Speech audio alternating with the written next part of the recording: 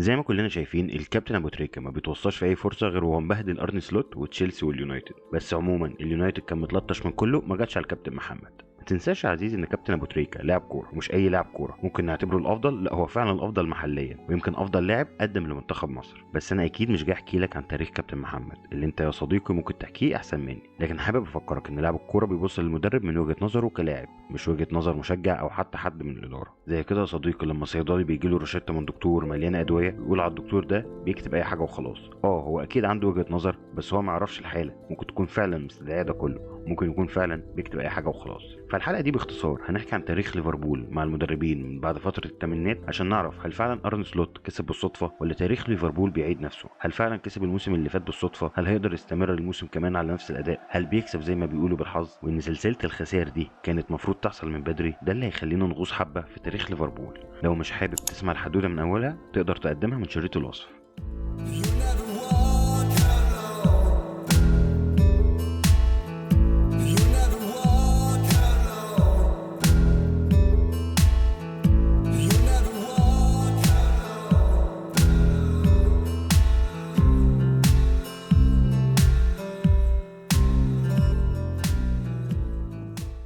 اهلا بيك تاني يا عزيزي. قبل ما نبدا عن ارني سلوت لازم نبص على ليفربول الاول. هل ارني سلوت ماسك نادي جاهز فعلا زي ما كابتن ابو تريكه بيقول؟ مش كابتن ابو تريكه بس، علشان ما يبقاش الموضوع شخصنه، في كتير عنده نفس وجهه النظر. هناخد بعضنا يا عزيزي ونطلع على مدينه ليفربول عشان نشوف سيطره المدينه دي على الدوري الانجليزي في السبعينات والثمانينات، اللي خدت فيها ليفربول الدوري 11 مره وايفرتون مرتين في ال20 سنه دول بس. ولكن حصل بعد كده احداث ادت لتغيير شكل الكره الانجليزيه تماما. تقدر تقول انتهى تاريخ ليفربول مع الدوري الانجليزي. مش تاريخ ليفربول بس اللي اتغير في الوقت ده، لا ده تاريخ اللعبه في انجلترا اتغير تماما بعد انسحاب الفرق الاكبر جماهيريه من اتحاد الكره الانجليزي علشان يتغير اسم الدوري الانجليزي للدوري الانجليزي الممتاز. وده لاسباب كتير، منها الشغف بتاع الجماهير زي مشكله الهوليجانز اللي هنتكلم عنها في الحلقه، وبرضه اسباب اقتصاديه وهي خناقه الفرق على حقوق البث واللي كانت بتتقسم بالتساوي في الوقت ده. وده اللي كان مخلي الكره الانجليزيه متاخره جدا، لان الفريق اللي بينافس وبيصرف بيبقى محدد بفلوس ومش قادر يطور من البنيه التحتيه، واللي سببت في حوادث كتير وخلى الكره الانجليزيه تتاخر عن الدوري الايطالي والاسباني في الوقت ده. وكان نتيجه التغييرات دي يا صديقي ان الكره في انجلترا دخلت مرحله التطوير، والنادي اللي هيشتغل صح ويحط موديل اقتصادي هيقدر يطور من نفسه.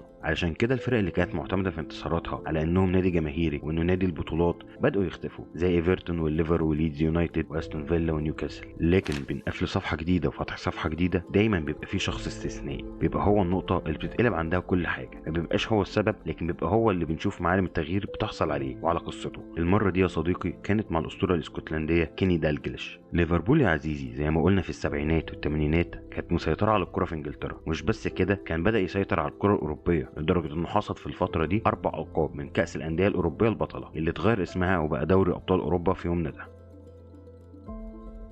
وفي موسم 83-84 حجز ليفربول ميعاد في ملعب الاولمبياكو في روما علشان يلعب النهائي قصاد نادي روما الايطالي، واللي خسر شغب وعنف مع جماهير ليفربول الانجليزيه. ما تنساش يا صديقي ان كان بين الدولتين عداء في الحرب العالميه الثانيه اللي وقتها ما عداش عليها كتير، رغم ان كل احداث العنف والشغب دي لانها كانت مقدمه للي حصل بعد كده. لما حجز نادي ليفربول ميعاد في ملعب هيسل البلجيكي الموسم اللي بعده في موسم 84-85 قصاد نادي ايطالي اخر في نهائي البطوله، رغم ان اعمال الشغب والعنف اللي عملتها جماهير روما الإيطالية كانت استثناء عن القاعدة في إيطاليا، إلا إن أعمال الشغب والعنف في إنجلترا كانت هي الأساس، لدرجة إن مشاغبين الملاعب اتسموا بظاهرة الهوليجانز، واللي كانت الحكومة البريطانية دايما بتحاول تحد منها. فجماهير ليفربول سافرت لبروكسل بنية الانتقام من الطليان، وخصوصا إنهم رايحين يلعبوا اليوفنتوس اللي كان قوامه الأساسي من لعيبة منتخب إيطاليا بطل كأس العالم النسخة الماضية نسخة 82. وفي الوقت ده كانت الملاعب قديمة، ما كانتش الفيفا والويفا بتحط شروط سلامة صارمة، فكان ملعب هيسل قديم ومتهالك. واللي حصل بعد كده لما كسر هوليجانز ليفربول السياج الفاصل مع الجماهير اليوفي وبداوا يهجموا عليهم، فبدا الجماهير اليوفي تهرب وتتدافع لحد ما انهار جزء من الملعب ادى لوفاه 39 شخص في حادثه كارثيه. ولكن قرار لعب الماتش اتاخد علشان يمنعوا زياده اعمال الشغب بره الملعب، وده اثر جدا في مدرب ليفربول وقتها جوي فاجان علشان يقرر يعتزل كره القدم نهائي. I think what happened to Joe at that match, the European Cup final in 1985, was really difficult to take. I think it broke him. He just didn't understand it, couldn't comprehend it. His life's work in creating these teams and producing this fantastic success for Liverpool and its people, how it could be reduced to this. بعد رحيل المدرب، الإدارة وقتها قررت تعيين كابتن الفريق كيني دالجليش مدرب ولاعب للفريق في نفس الوقت، واستمر لمدة 5 سنين مدرب ولاعب لليفربول. خلالهم قدر ياخد 3 ألقاب دوري ليفربول. لكن في موسم 89-90 حصلت كارثة تانية، وهي كارثة ملعب هيلسبرا، واللي حصلت في نص نهائي الاف اي كاب نتيجة صغر حجم الاستاد والحضور المبالغ فيه من مشجعي ليفربول وهما بيلعبوا نوتنغهام فورست، أدى التدافع في المدرجات لوفاة 96 شخص. واللعنة اللي أصابت جوي فاجان تصيب كيني، واللي حس بضغط وتوتر كبير، لكن عكس مدربي جوي قرر انه يتماسك ويكمل. لكن في الموسم اللي بعده وفي نص موسم 90-91 بعد ماتش مثير للجدل وفي أجواء ديربي مدينة ليفربول بين ليفربول وإيفرتون بعد تعادل 4-4 وكان ممكن تنفجر فيه الأحداث في أي لحظة وتتكرر كارثة جديدة، بيقرر بعد الماتش كيني إنه يستقيل من تدريب ليفربول وإنه ياخد راحة ويسيب ليفربول تواجه مصيرها في الدوري اللي هيغيب عنها أكتر من 30 سنة. سامعك يا صديقي انت بتقول طب ده التغيير على ليفربول، ايه بقى اللي عمله كيني في شكل الكرة الانجليزية؟ هقولك ده حصل بعديها ب8 شهور بس، لما رجل الاعمال جاك ووكر مالك نادي بلاك بيرن اللي فهم كويس التغيير اللي حصل على الكرة في انجلترا، وان علشان توصل لمنصات التتويج لازم تعمل مشروع رياضي واقتصادي، وده اللي عرضه على كيني ان يجي يدرب فريقه اللي في دوري الدرجة الثانية لحد ما يوصل للقب الدوري. وبالفعل كيني دالجليش بتعجبه الفكرة قوي انه هيرجع تاني للكورة بعيدا عن الضغط العصبي ومشاكل الجماهير. وفي اول سيزون ليه مع بلاك بيرن قدر يوصل للبريمير ليج، وفي اول سيزون ليه في البريمير ليج يقدر يوصل للمركز الرابع، وتاني سيزون في الوصافة، والتالت سيزون ليه يقدر يوصل للقب.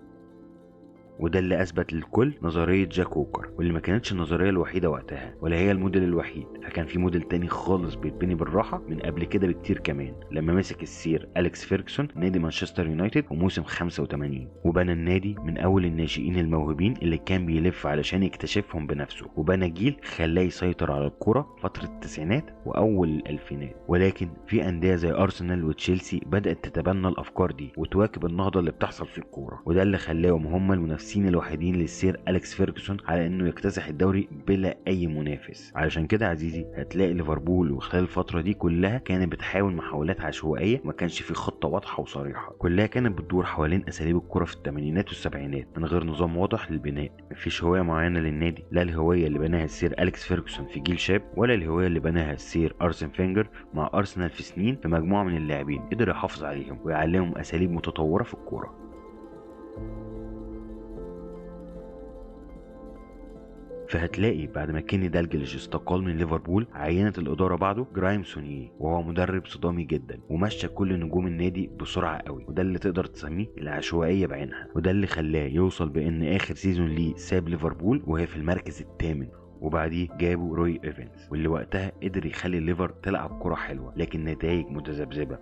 قدر يحسن كتير من ترتيب الليفر في الدوري، لكن ل4 مواسم متتالية بينهي في المركز الرابع او الثالث. ومع كل بداية سيزون بيبقى امل جمهور الليفر اعلى انه بيشوف فريقه بيلعب سكسي فوتبول قبل ما يبقى فيه سكسي فوتبول اصلا، بس على شويه تفاصيل صغيره كده بيروح منهم الدوري، فيدخل السيزون اللي بعده وهو بيقول خلاص الموسم ده هيبقى احسن، لحد ما وصلنا لموسم 98-99 وبرضه مفيش اي تحسن، بالعكس بيتدهور الحال لحد ما انهوا في المركز السابع، علشان يقرر النادي يعين الفرنسي جيرارد دوهلي مع روي ايفن، بحيث ان واحد يشد على اللعيبه المستهتره وواحد يقول لهم ازاي يلعبوا اللعب الجميل ده. يا صديقي تخيل ده تفكير إدارة نادي عايز ينافس اليونايتد مع سير أليكس فيرجسون على الدوري، اللي راح بنفسه يجمع أطفال وخلاهم يلعبوا ويتدربوا مع بعض من هم عندهم 7 سنين.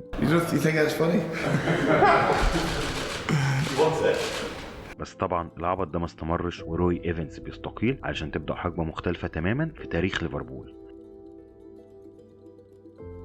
جيرارد دوهلي يا صديقي قرر يشتغل صح ويبدأ يبني منظومة رياضية، وبدأ يغير اللاعبين كلهم اللي كانوا موجودين مع روي واللي كانوا اتعودوا على الاستهتار، وقدر يتخلص منهم كلهم في خلال موسمين 2 بس، ما عدا لاعب شاب كان لسه صاعد من ناشئين ليفربول، مش لان اللاعب ده موهبة استثنائية بس، ولكن اللاعب باين التزام وقيادة من الايام الاولى. طبعا يا باشا بنتكلم على ستيفن جيرارد، وخلال بس موسمين وقبل ما الخطة الخمسية اللي كان عاملها جيرارد دوهلي مع الإدارة قدر يكسب بطولات. ففي موسم 2000-2001 قدر يجمع بين ال3 كؤوس المحلية جنب بطولة الدوري الأوروبي، وده كان اوفر اتشيف قوي عن الخطة بكتير، وده اللي حط ضغط على الفريق في الموسم اللي بعده واللي ابتداه بالسوبر الأوروبي وعلى الطموحات قوي. ولكن في اكتوبر 2001 بتصيب هوليه أزمة قلبية في ماتش ليدز، وده اللي خلى مساعده هو اللي يدير الفريق معظم الموسم ويرجع هوليه في آخر الموسم. ورغم حصوله يا صديقي على وصافة الدوري وإنه حصل على الكوميونيتي شيلد واللي كان مقبول جدا في موسم الأزمة، لكن في الموسمين اللي بعدهم بتتدهور حالة الفريق مع تدهور الحالة الصحية لهوليه، علشان تقرر الإدارة تقيل هوليه والخطة الخمسية بتاعته تنتهي قصتها.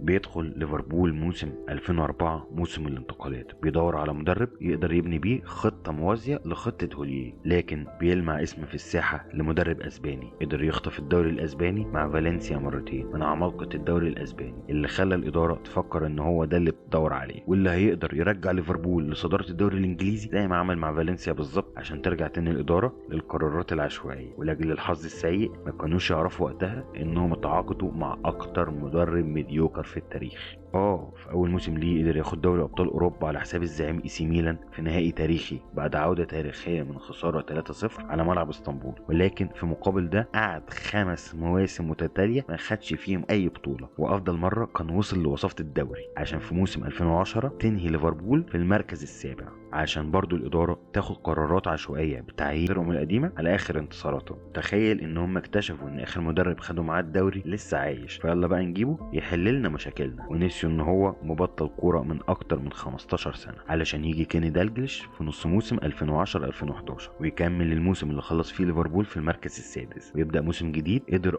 ياخد فيه بطولة الكاس لكن بيخلص الدوري في المركز الثامن، واللي يمكن لو كمل كان قدر يعمل حاجة اكيد افضل بكتير من اللي حصل بعد كده بعد ما جه روجرز اللي عمل 3 مواسم اسوأ من بعض، الا ان في موسم قدر يخلص وصيف مش عشان هو مدرب عبقري، لا بس ما ينفعش حد يبقى معاه لويس سواريز ما ياخدش الدوري. لويس سواريز مش بس لاعب موهوب يا باشا، ده قنبلة جرينتا بتجري على ارض الملعب، الخسارة بالنسبة له هي نهاية الكون، وعادي جدا مش محتاج يبقى في فريق صفوة عشان يقدر ياخد الدوري، عملها بعد كده مع اتلتيكو مدريد وقدر ياخد معهم تاني دوري ليهم في تاريخهم. المهم يعني يا عزيزي، بعد كل القرارات العشوائية لأول مرة إدارة ليفربول تاخد قرار واحد صح بأنهم يدوروا على مدرب فعلا مناسب ليهم، وفي الوقت ده في ألمانيا كان في يورجن كلوب متعهد عودة الأندية الجماهيرية لمستواها. وطبعا مش هحكي لك عن قصة كلوب مع ليفربول مش علشان بس انت عشتها بنفسك لحظة بلحظة، لا علشان فيها من التفاصيل اللي هتنسيني الأقرع اللي احنا جايين نتكلم عنه النهاردة.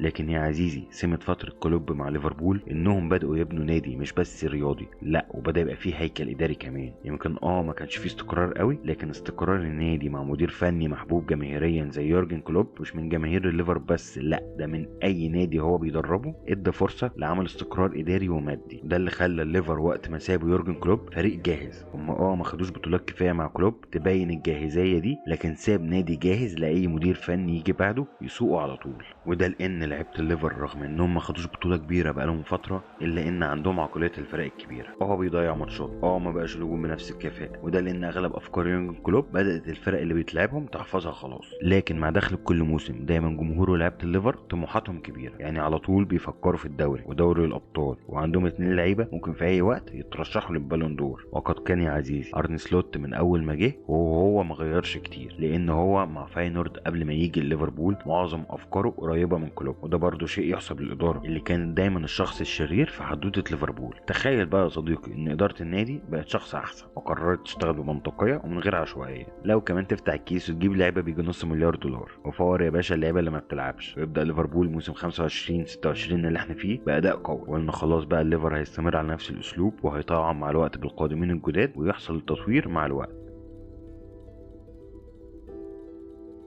لكن بدأ يحصل غير المتوقع. ارن سلوت عزيزي مع اول تعثر ليه في الدوري قصاد كريستال بالاس، وعكس اللي كانت لعيبه الليفر متعوده عليه من كلوب ان هو بيشيل عنهم ويدافع عنهم. وحقيقي يا صديقي هو مش كلوب الوحيد اللي كده، يمكن كان بيأفور في الدفاع عن لعيبته، لكن ارني بعد ماتش كريستال بالاس شايل الخساره لجرافنبرخ في المؤتمر الصحفي وجرافنبرخ قطعة بازل ملهاش بديل في الليفر، مش بس لان سكواد الليفر بينقصوا لعيبة رقم 6 اللي بتعرف تستخلص الكرة بسرعة، لا وكمان تحركات وقت الهجوم احلى بكتير من كل لعيبة خط النص، حتى افضل بكتير من فيرتس اللي بيخليه يوجد مساحات بتخليه يعرف يسجل او يعمل اسيست، لدرجة انه حتى الان عامل 4 مشاركات تهديفية من اصل 16 جون جايبهم الليفر في الدوري لحد اللحظة. حتى صلاح اللي بكبر أرني سلوت رجع يلعبه لعيب خط، مع انه الموسم اللي فات لما كان بيلعب قريب من الجون قدر يعمل موسم تهديفي اسطوري. فأرني سلوت بدأ تدخله كمدير فني بيحاول النتائج للأسوأ مش للأفضل.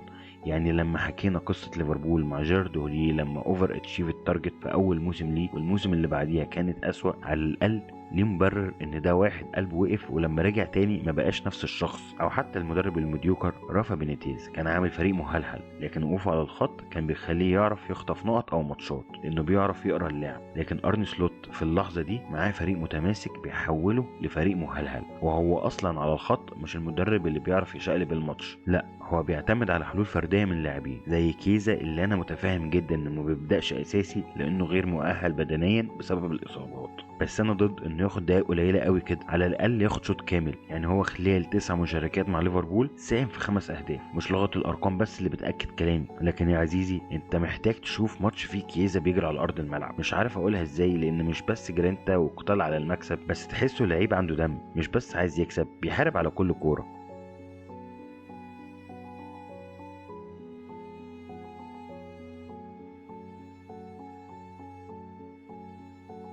المهم يعني يا صديقي، تاريخ ليفربول مليء بالكوارث، وكل كارثة ليها شكل وطعم ولون مختلف. ابتدت بالهوليجانز عشان تنتقل لهمجيتهم وعشوائيتهم لعقلية وضمير إدارة ليفربول مع الوقت اللي هتخليهم يبدلوا بين مدربين فشلة وميديوكرز لحد ما قامت ثورة التصحيح في عهد يورجن كلوب. وعلشان كده كلوب مش مجرد مدرب في تاريخ الليفر، لا هو غاندي مدينة ليفربول اللي سخر كل عقله ومشاعره وضميره علشان ينجد نادي كبير وعريق زي نادي ليفربول، بدل ما كان هيندثر زي أندية كتير منهم نادي ايفرتون اللي بيحاول يبدأ دلوقتي انه يعمل نهضة رياضية. محدش عارف هل هينجح ولا اخرهم هيبقوا فريق منتصف جدول زي استون فيلا اللي ياما حاول يرجع امجاد الماضي. علشان كده جماهير النادي الاحمر مش قادرين يتحول المدرب اللي اسطورتهم الحية يهتف ويغني باسمه من قبل ما يجي حتى، ويتحول لواحد من المدربين المديوكرز والفشل، ويتحول الوقت اللي شافوه مع يورجن كلوب لحلم جميل بعيد يمكن من حلاوة ذكرياته يبدأ يشك ان ده واقع عايشه، وان امتداد حلم كلوب يتحول لامتداد طبيعي لهمجية وعشوائية الهوليجانز.